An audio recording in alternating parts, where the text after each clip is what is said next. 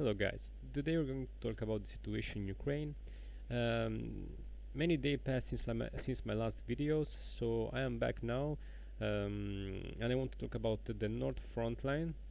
The focus of this video will be the North Front Line because there are a lot of rumors, and are not just rumors because some authorities, like the chief of Ukrainian Armed Force, um, I think his name is Zaluzhny, said something about this not attack that will be possibly it will be done maybe from Russian side in February, the end of January, or if the Ukrainians are lucky in March. And there are a lot of things to discuss about because there are many news.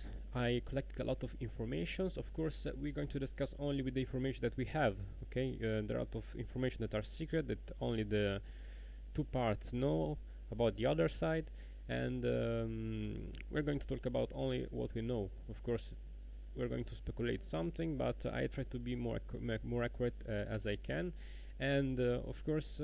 This would be is my projection what I will do if I will be one side or the other, okay, because I will talk not only with by the Russian side where it will going where it will be this offensive, but we need also to talk about the Ukrainians, how it will be, how they will defend it, and of course this whole thing is going to be according to my vision of the war, even to the south if there is a possible attack to the south, but there are a lot of news to discuss about. I will divide this video in many parts, maybe 3 or 4, and yes, that's it. So for now, the thing that we're going to talk and to describe in this video will be also why there is needed this attack for the Russian side, where it will be, when it will be, and what is the goal of this attack, why they need this attack, what they want to achieve.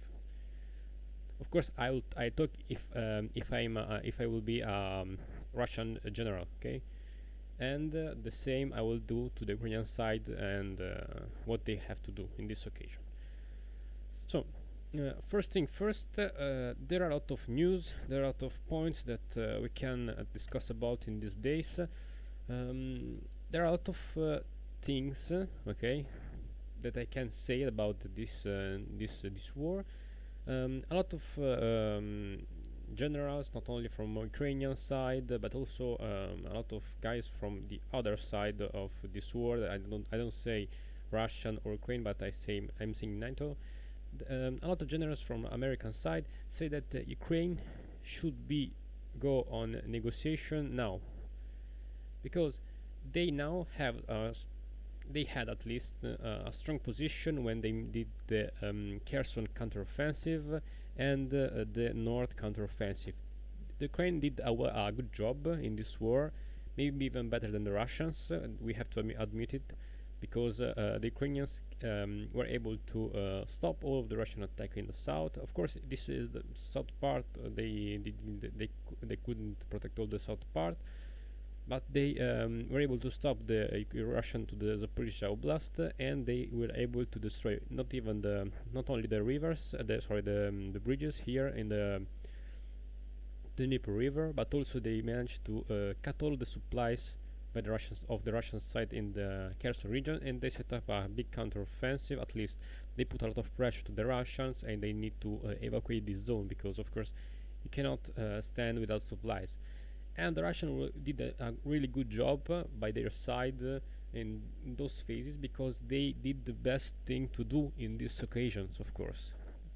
Because I think that the main problem of the Russian side in this war will be that everything was led by a political goal. Of course, attacking Kiev is a political goal. If you send so many troops to Kiev, half of your troops you send it to Kiev, you try to have a blitzkrieg without considering the enemy positions, and you basically want to show your force, and this didn't go well, okay. So this was just a political reason, that political attack, okay. In fact, we saw a lot of mistake by the Russian side, even tactical mistake, how the troops were displaced, how every tank there was a 16 kilometers, basically 16 kilometers traffic of tanks during all the highway, And of course, this is not something that an army should do. Okay, there was a lot of flags in this lacks of the main basis things. Okay, and now with the appointment of the general that is the commander of this operation, he decided to leave this part and to leave also this north part, of course, because there was a lack of troops. There was a lack of troops, and what they need to preserve as many troops as they can. So the Ukrainian did a good job in this phase, and the Russian the same.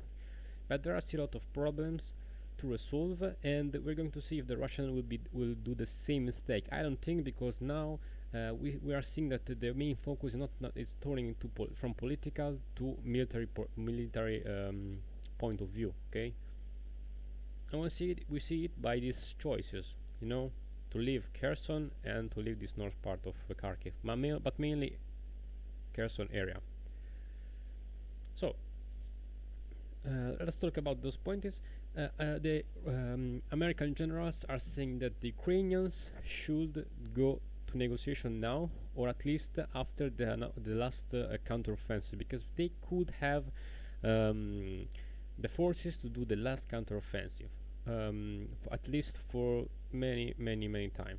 Okay, so for me, this is the problem. Yes, they have the forces, but there are those signals that are saying that now the time is running out for Ukrainians. If they wanted to do this attack, they should do it as fast as possible. This because, of course, the mobilization of Russian side is completing, and even the Zaluchny, I don't remember the name of the general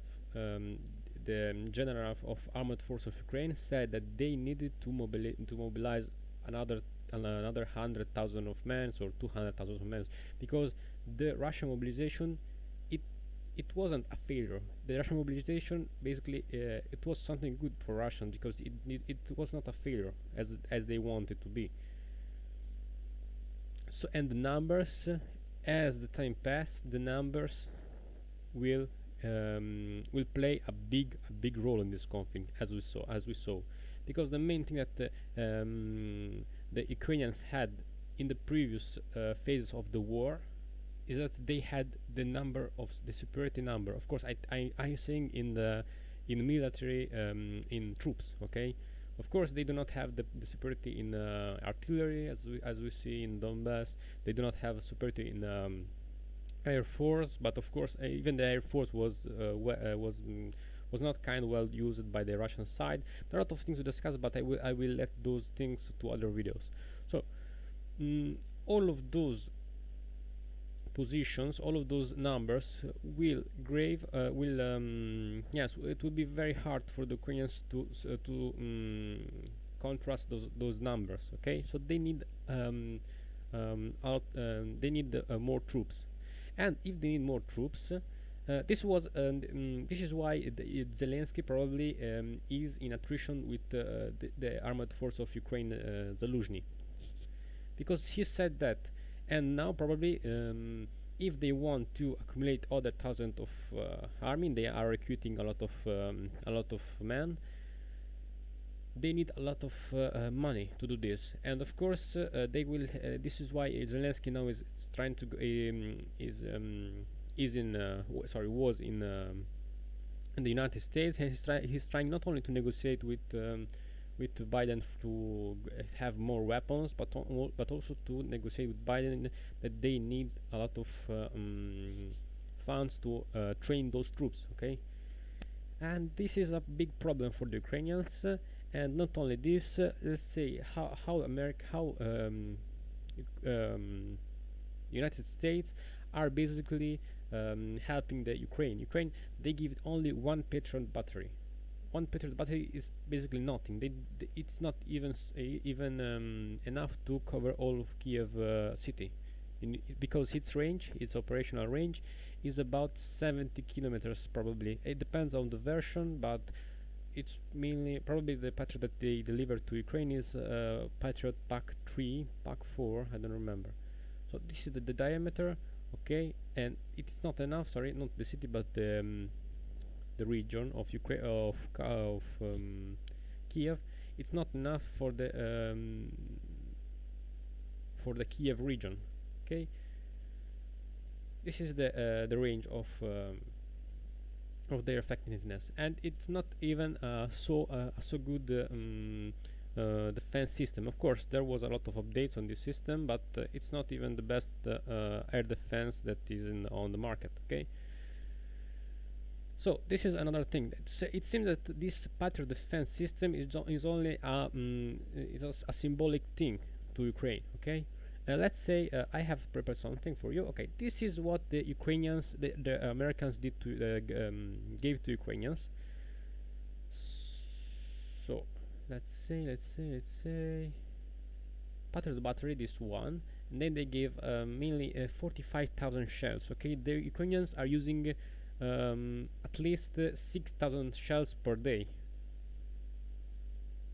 So this means that those shells basically will be finished in less than 10 days. In less than 10 days, those shells will be consumed. Probably they are now trying to use as less possible shells that they can. Of course, those are 60,000 shells, but 65,000 shells. If they use 6,000 shells per day, this means that 10 days they are out. So this is not enough. Of course, the consumption of Ukrainian army of shells and ammunitions is too high for the United States. They're producing 40,000 shells per month, if I'm not wrong. This is too much for them, and those are the main things that the Ukrainians. Those are the points that are telling us that there are some. This is something that the balance of the power is now going to the Russian side. And as I said before, the time for a counteroffensive for the Ukrainians is very, the time of the counteroffensive is very low. They need to do this as fast as they can, because the munition are going low, for both sides, of course, not only for the Ukrainians, but even for the Russians, but mainly for the Ukrainians.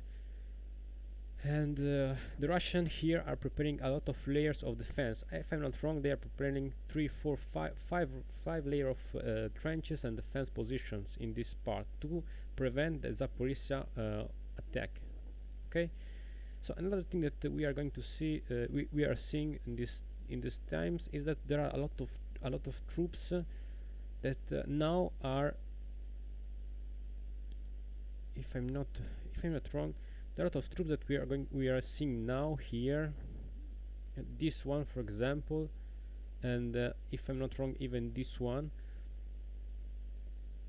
But there are a lot of troops that are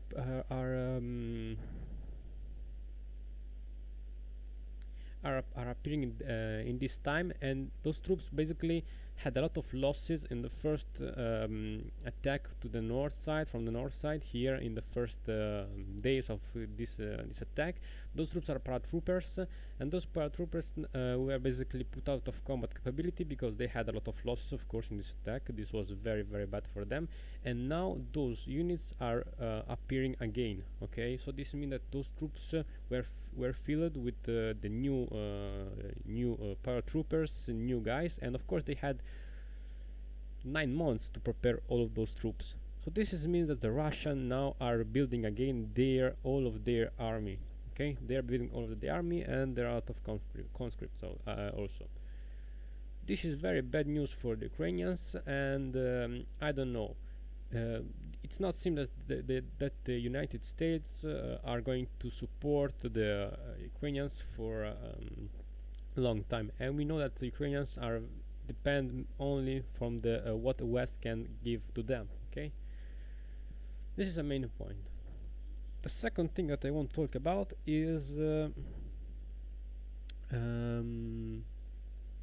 basically yes, I talk about the ammunition problem, but I think that the main thing that we want to discuss is when and where this attack will be done. Okay.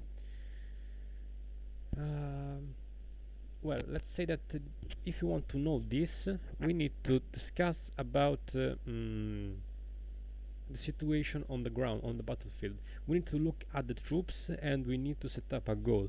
What is the goal? Let's say this is the map, of course. This is the map. at least what we know about this map. A lot of troops from Kherson are now redeployed here because now they need to make this attack.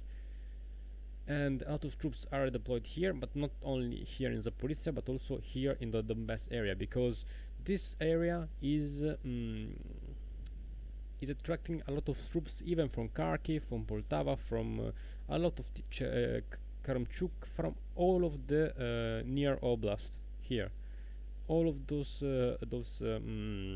all of this front line. So it means that a lot of troops that are here are attracted in this front line, and you cannot use all of those troops. You cannot use those troops to send them to the north side.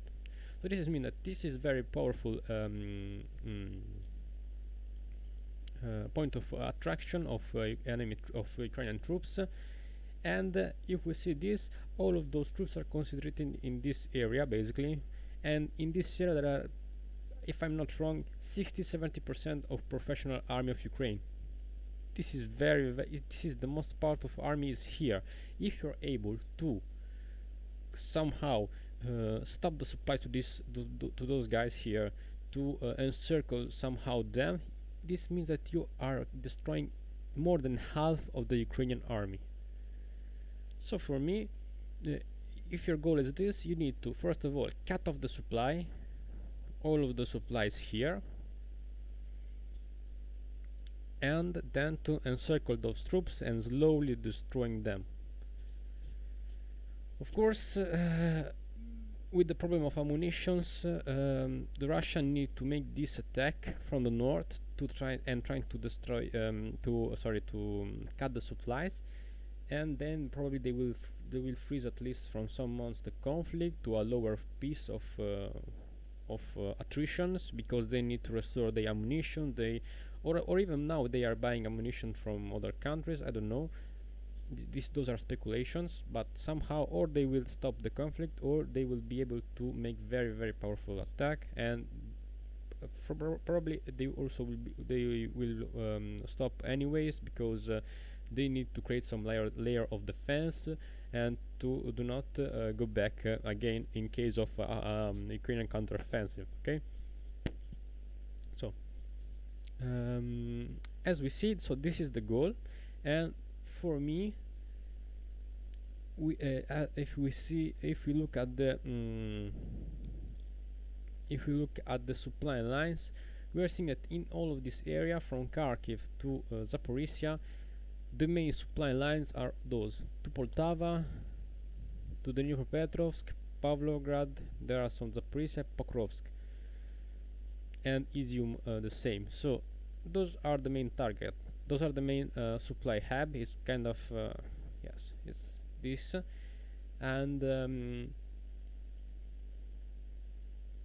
everything that go to the east side pass through or Kiev or the Dnieper River, or sorry, from the bridges that are passing over the Dnieper River. So we know that if the Russian will be able to make an attack in this part like this, okay, this means that they can of course go to Pokrovsk. This is the main goal for them, or at least here, because all of the Ukrainian troops here are concentrating here, so they need to penetrate here. Probably there will be the first attack from the Ukrainian side, okay, and then there will be the Russian attack. This is why they putting a lot of line of defense in those zones. And the weakest spot of this part of Ukraine is here in the Sumy Oblast and Chernigov Oblast. Of course, there are a lot of trenches, defense position in the north side, but the defensive position line are here and in north of Kiev. Chernigov is very near. Is very yes, it's very near to the border with Belarus, and Sumy the same. So those two, there is kind of void, at least about what we are seeing now in this map, in this position here. So probably the Ukrainians already know that they cannot stand on those two cities.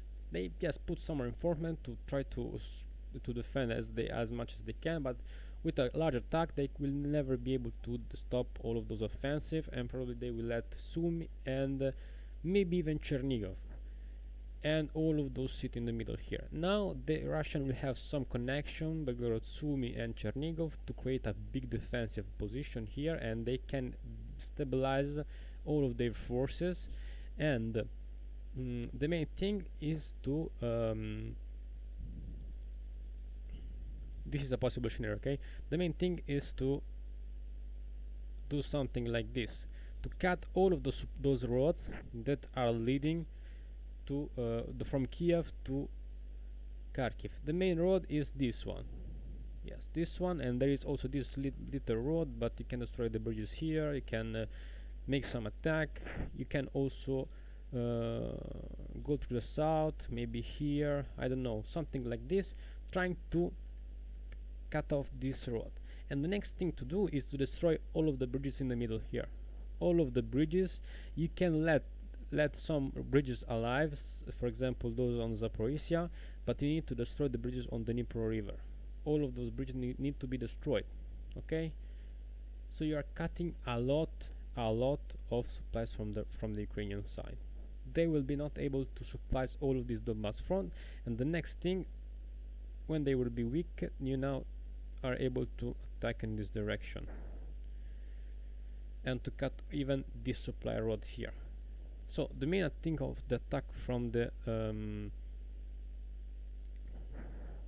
something like this, the main idea of the north attack will be for me this. It's not necessary to capture Kiev. So this is the first part, at least. This is the first idea, and in the next videos I will going to discuss about the possibility of what is going to be for Kiev. I will discuss more specifically this situation. I will put in the situation the Belarusian situation, the question mark of Belarusian, because we do not know if they will join or they will not join. There's a lot of rumors about it, but in the next video we're going to see a lot of things on the tactical operational thing and what they have to do. And this is for now, and we're seeing in the next video. Bye bye.